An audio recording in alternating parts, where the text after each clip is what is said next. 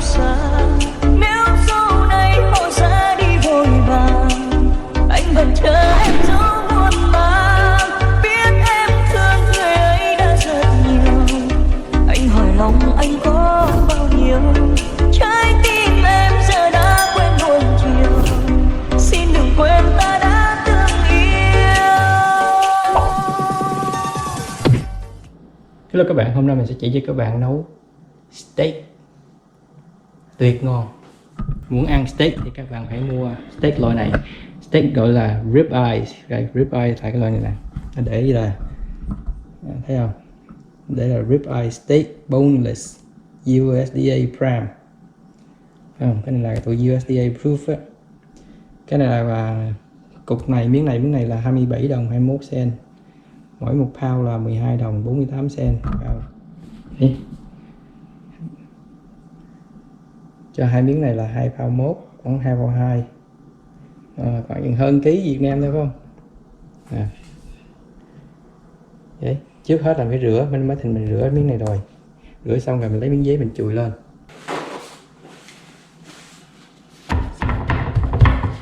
Rửa xong mình chùi nước cho nó sạch.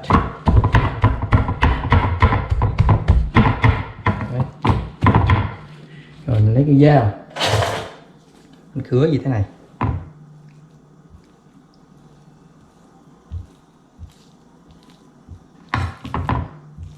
Chuối xéo.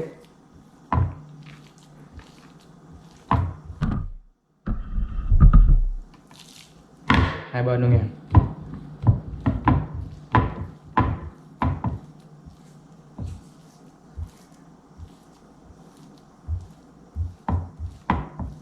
Đó giờ.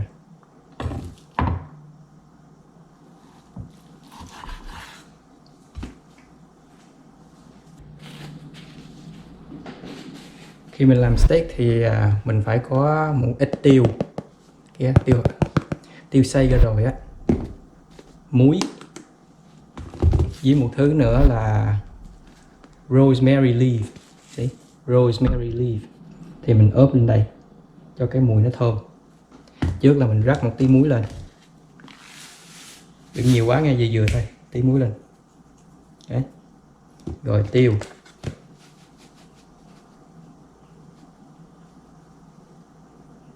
Đó. Rồi mình bỏ một tí rosemary leaf lên.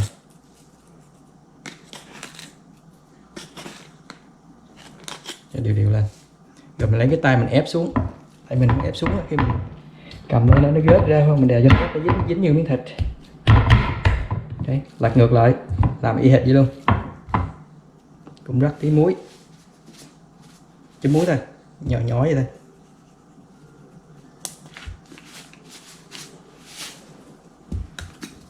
Rồi tiêu.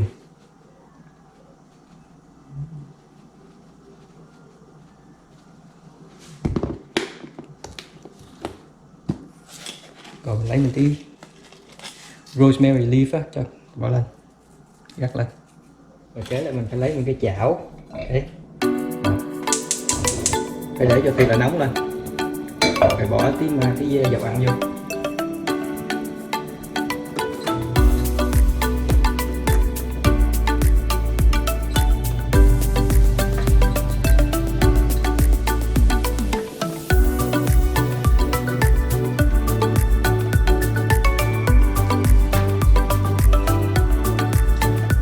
Nhớ nghe đã để cái chảo cho thiệt là nóng nha.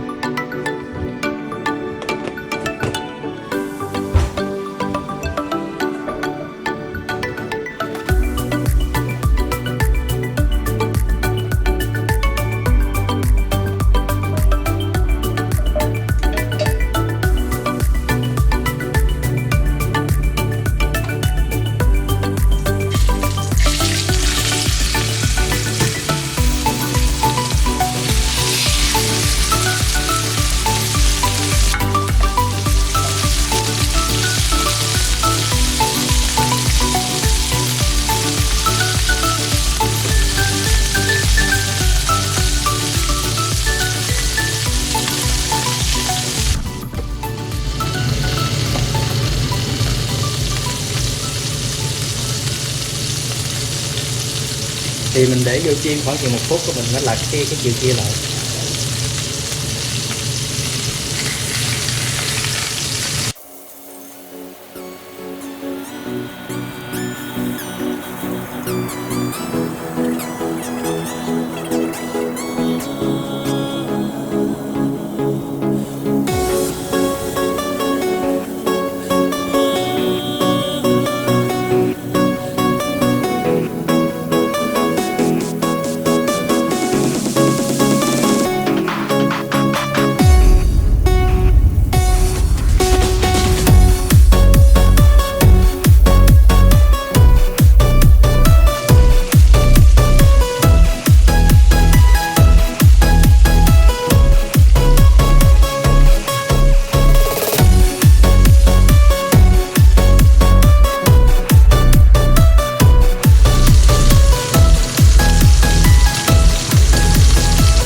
Cuối là bạn phải bỏ bơ đều lên, bơ á.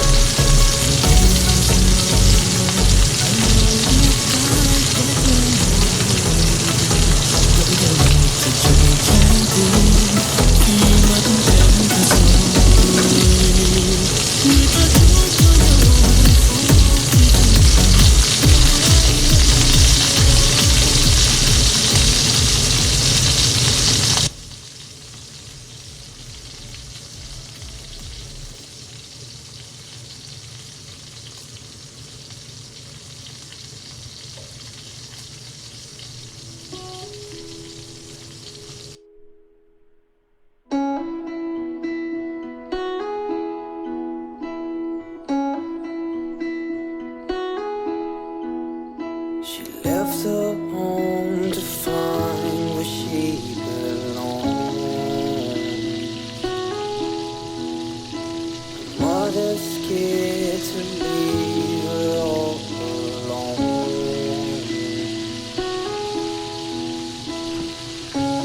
But she got time and she knows what to figure out. This ain't in a dream, a place where it seems the love will come around. So don't stay, you'll regret it.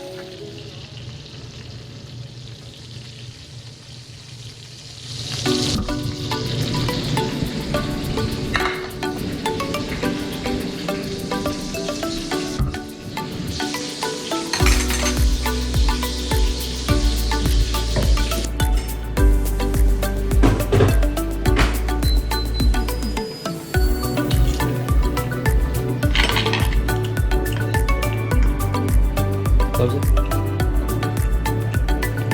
Wow. Vô.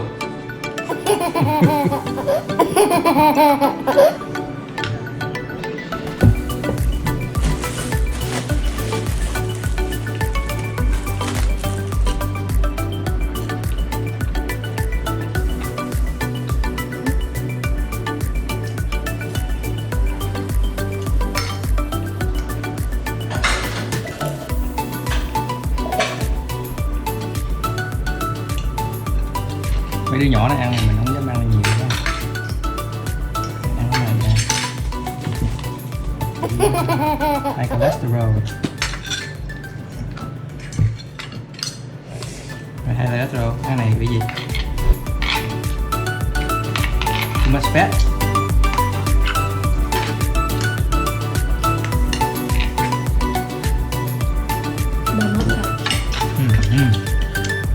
So good.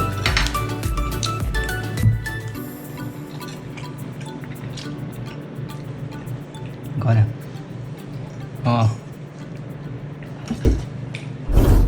Vô.